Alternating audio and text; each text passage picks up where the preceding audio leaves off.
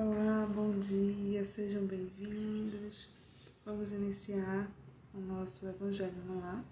Vamos fazer a nossa prece e depois começar com a leitura do Livro dos Espíritos e em seguida o Evangelho segundo o Espiritismo e comentar também tudo que nós vamos discutir aqui, tá bom? Vamos fechar os nossos olhos, elevar os nossos pensamentos ao Criador. Pai amado, Pai de infinita bondade e misericórdia, te agradecemos, Senhor, por estarmos aqui, unidos e reunidos em Teu nome, que possamos, Senhor, ouvir os Teus ensinamentos, compreendê-los, para que consigamos colocar em prática durante todos os dias de nossa existência.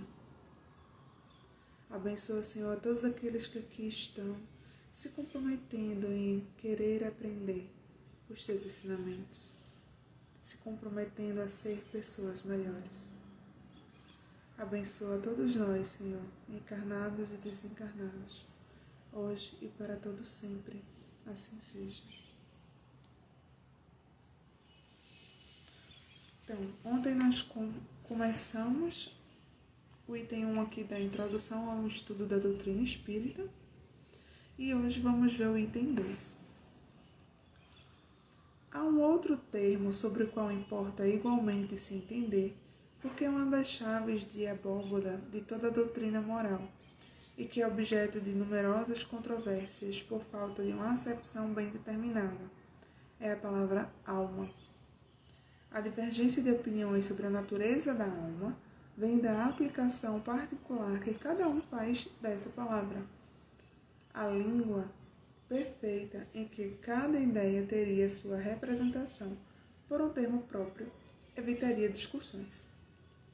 Com uma palavra para cada coisa, todo mundo se entenderia.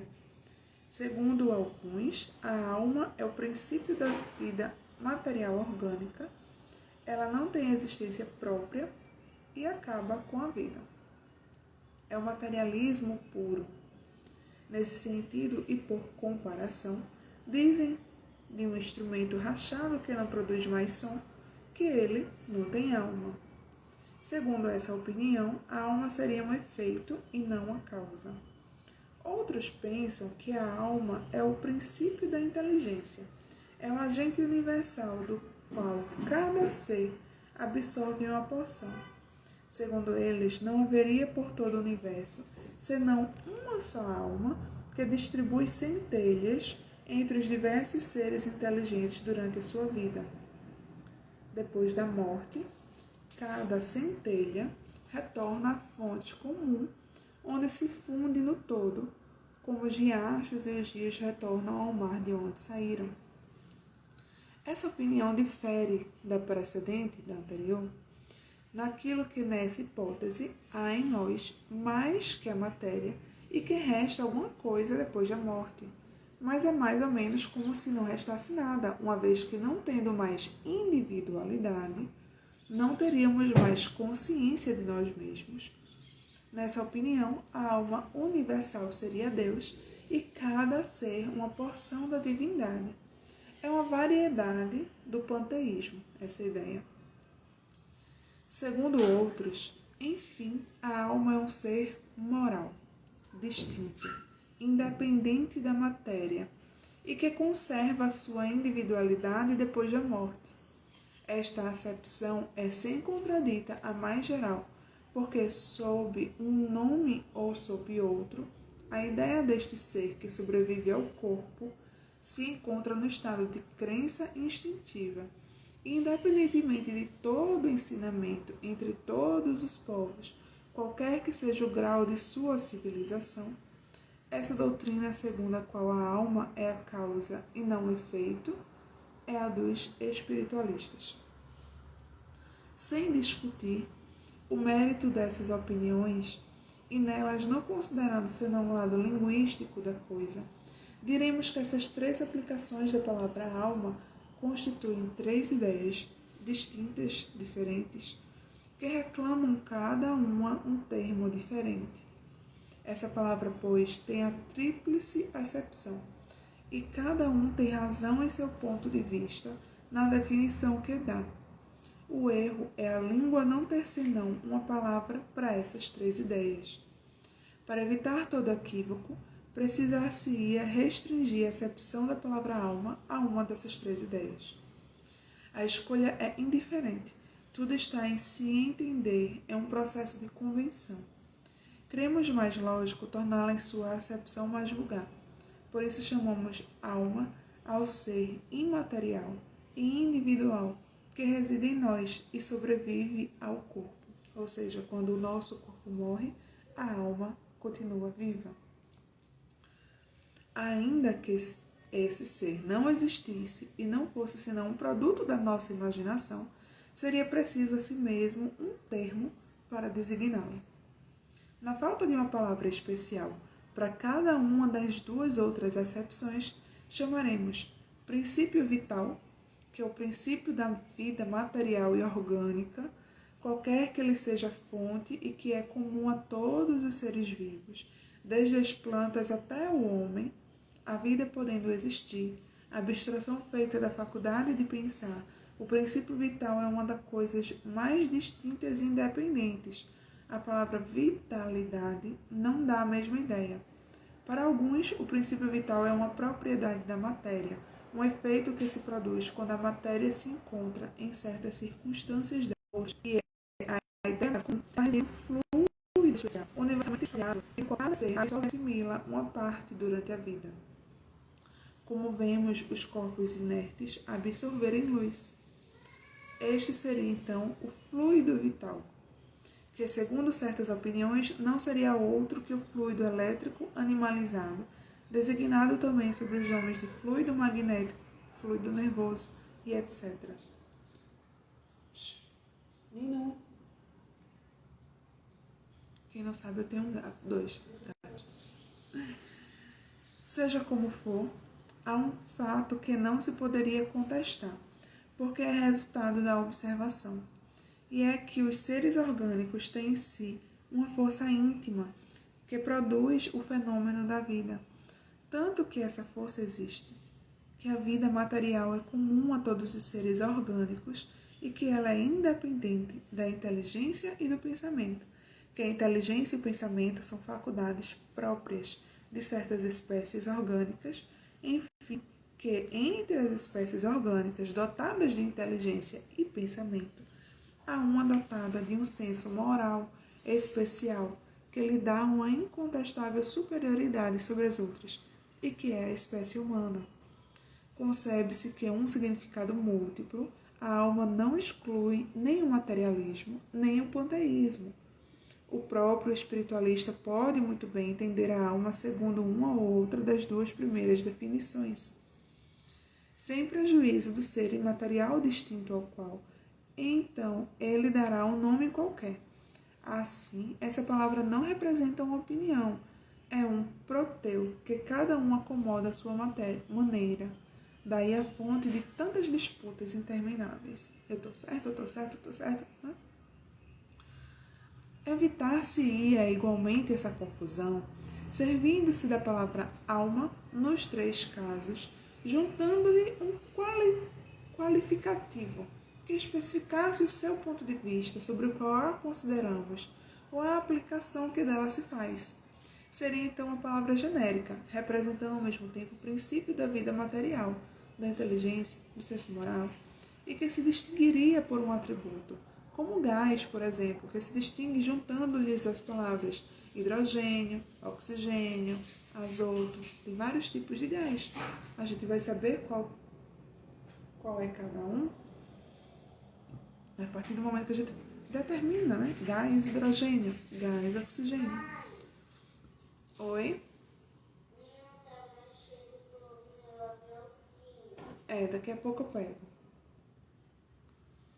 Então, poder-se então dizer, e talvez fosse o melhor, a alma vital para o princípio da vida material, a alma intelectual para o princípio da inteligência, e a alma é espírita para o princípio da nossa individualidade após a morte.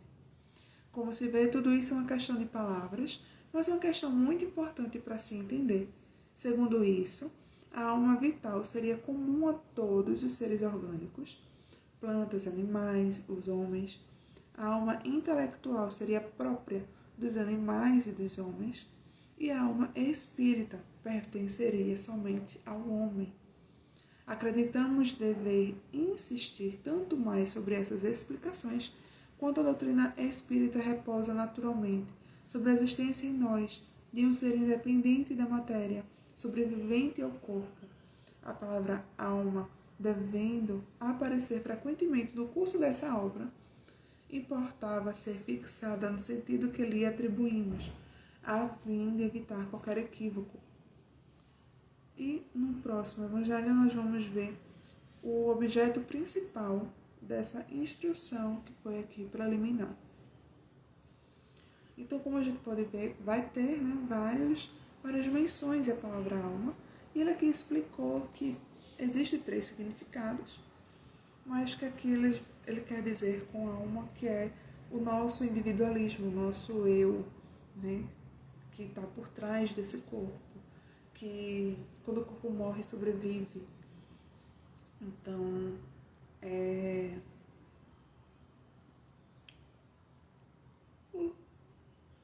7 horas da manhã, gente. Acordei de 6.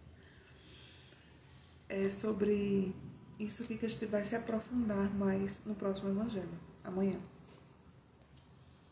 Então vamos ler aqui, continuar a leitura do Evangelho segundo o Espiritismo. Nós vimos sobre Moisés e agora vamos ver sobre o Cristo, sobre Jesus. Jesus não veio destruir a lei, quer dizer, a lei de Deus. Ele veio cumpri-la, quer dizer, desenvolvê-la, dar-lhe seu verdadeiro sentido e apropriá-la ao grau de adiantamento dos homens. Por isso se encontra nessa lei o princípio dos deveres para com Deus e para com o próximo, que constituem a base de sua doutrina. Quanto às leis de Moisés, propriamente ditas, ao contrário, ele as modificou profundamente. Jesus modificou profundamente as leis mosaicas, não as leis de Deus. Seja no fundo, seja na forma, ele combateu constantemente o abuso das práticas exteriores e as falsas interpretações, e não poderia fazê-las sofrer uma reforma mais radical do que as reduzindo a essas palavras. Então, Jesus pegou todas as leis mosaicas e reduziu somente a algumas palavras.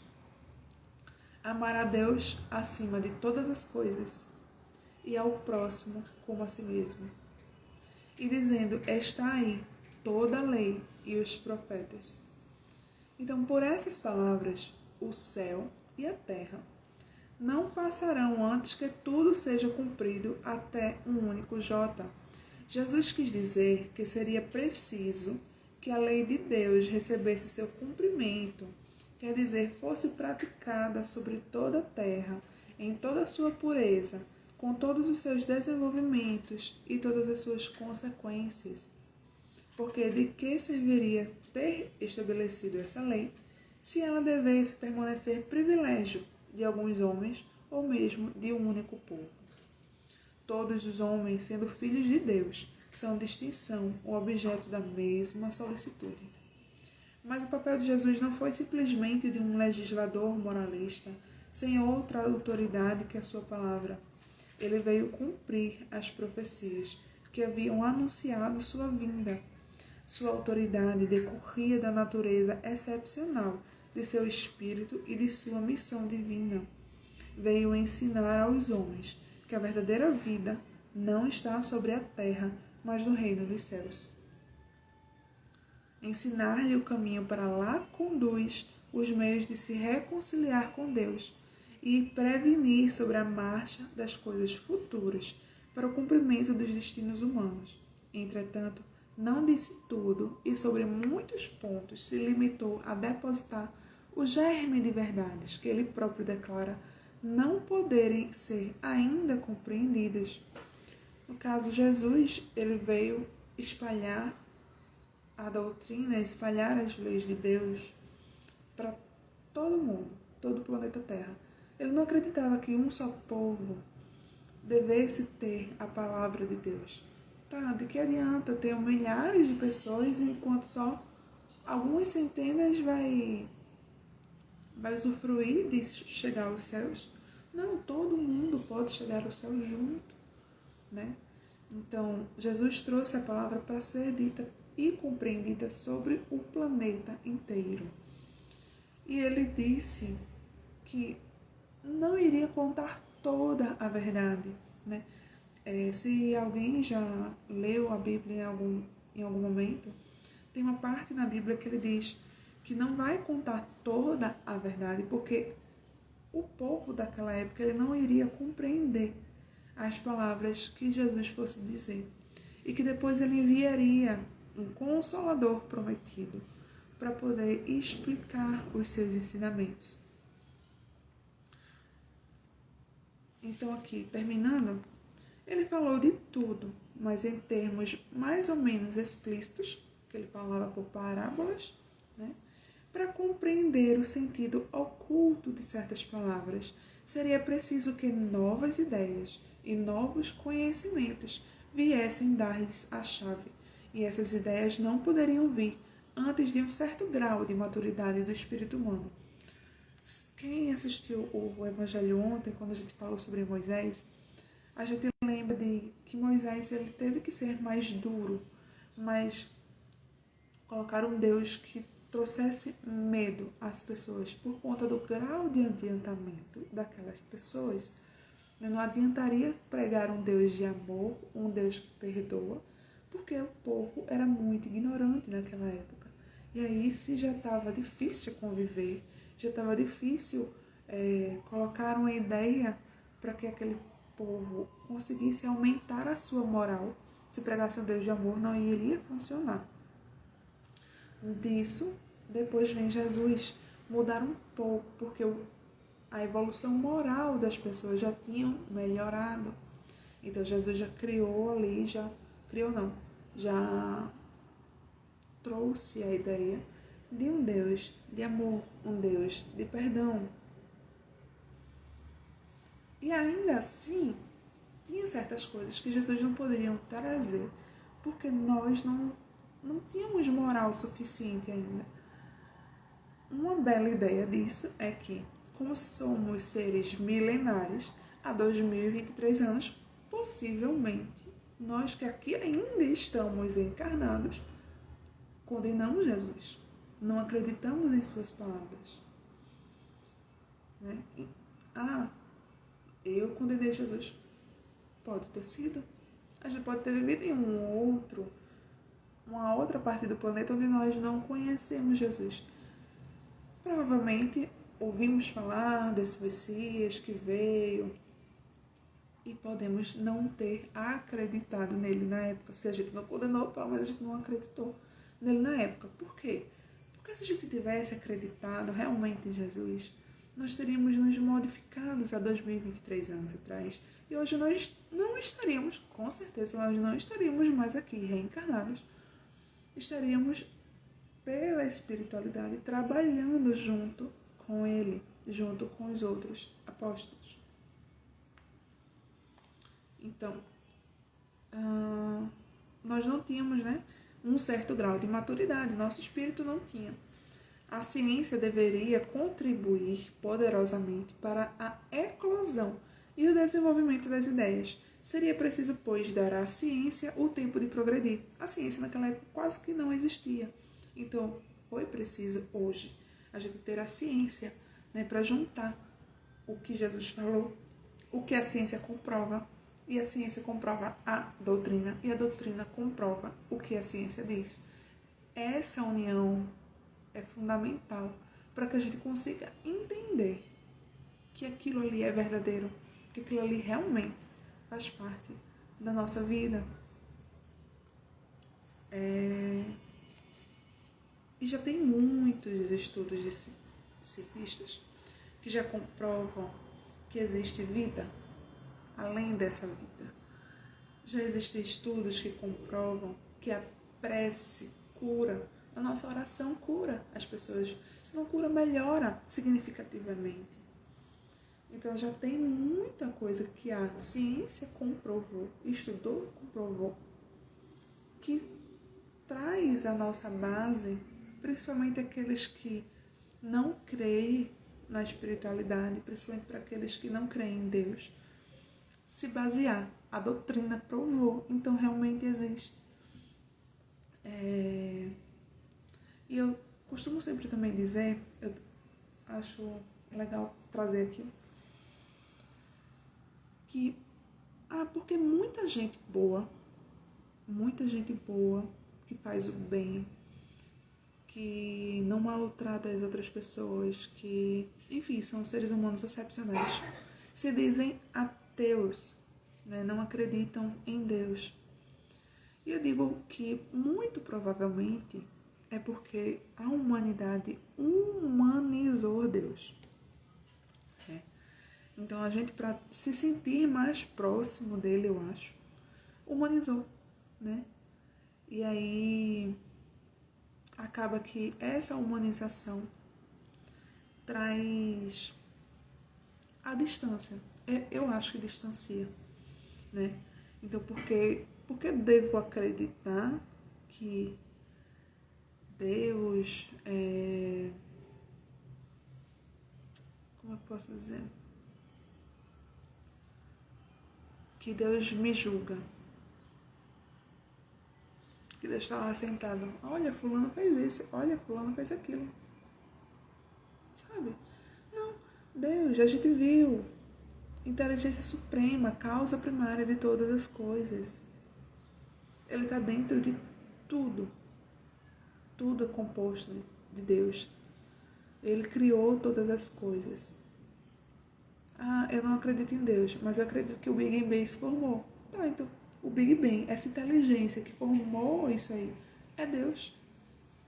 Deus não é um velhinho de barba que está lá sentado julgando todo mundo, não. Né? Jesus veio para trazer que Deus é soberanamente bom e justo. Porque Ele não espera que a gente melhore. Tipo, eu li agora que amar a Deus sobre todas as coisas e o próximo como a ti mesmo. Pronto, eu li, acabou. Eu amo todo mundo como a mim mesmo agora. Será? Deus sabe que cada um de nós tem um tempo de assimilar, de compreender. E quando a gente fala amar a Deus sobre todas as coisas, é de compreender que Ele está em toda parte. É de compreender que a gente precisa respeitar todos aqueles que estão à nossa volta. Amar ao próximo como a ti mesmo, o quanto nós nos amamos. Eu não sei vocês, mas eu ainda falto muito ainda para me amar. Muitas vezes a gente fica, né, pensando, eu não sou bom o suficiente. Eu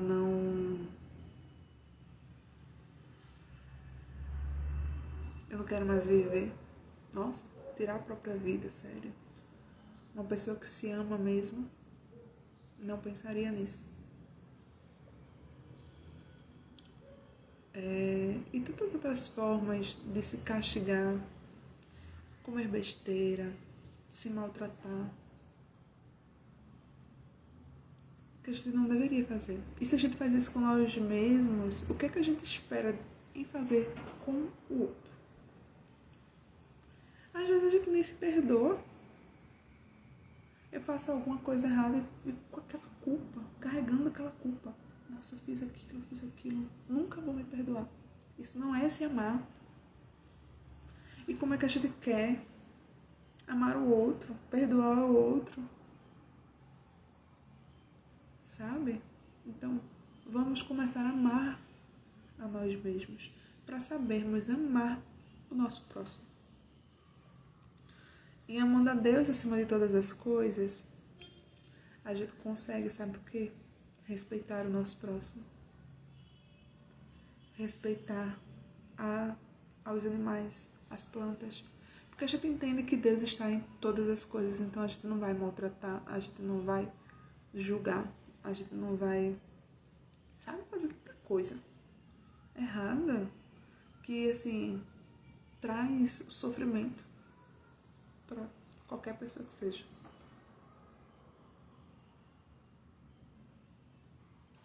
Fica a reflexão.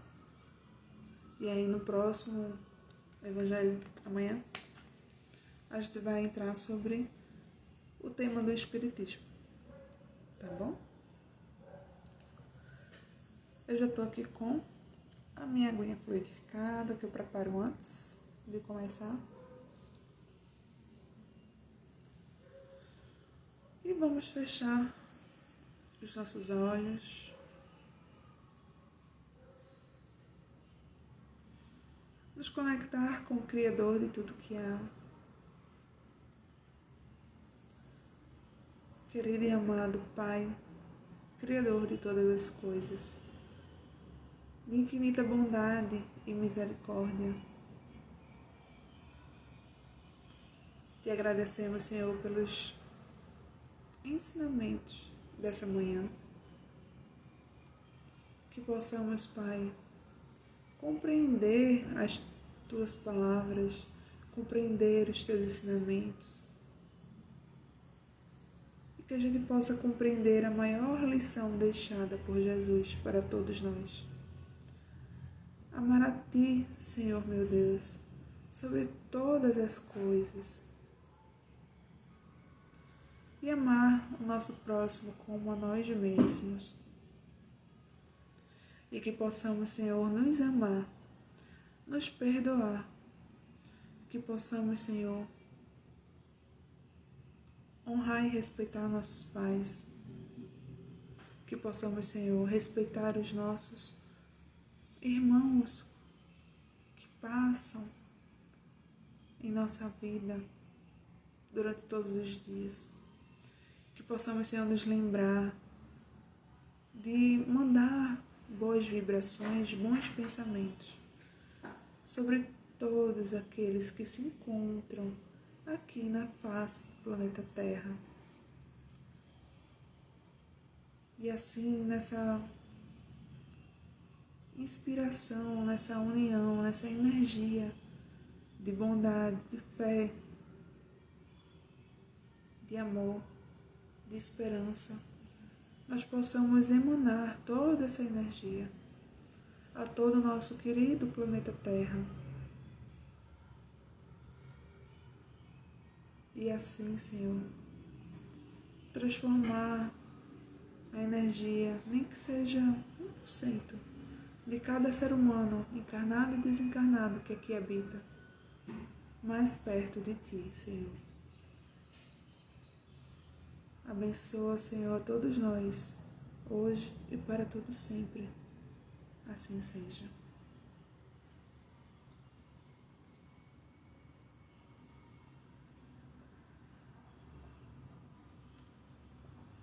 Nem mais, é só água, tá, gente?